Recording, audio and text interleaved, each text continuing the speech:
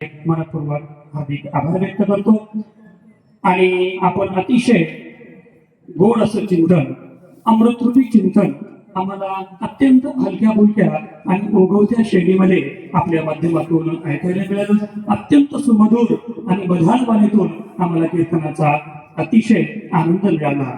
मी खरं तर आपले आभार मानणे एवढा नक्कीच मोठा नाही किंवा आपल्यासाठी शब्दही कमी पडतील, तरीही मी या ठिकाणी एक माऊलीची ओवी आपल्या समोर मांडणार आहे.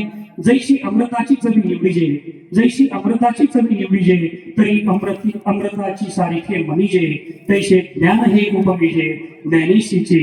संत परंपरा ही किती श्रेष्ठ आहे, किती महान आहे. संत हे देवाकडं काहीही मागत नाही आणि जर मागितलं तर ते निश्चित जनहितासाठी, लोककल्याणासाठीच मागतात.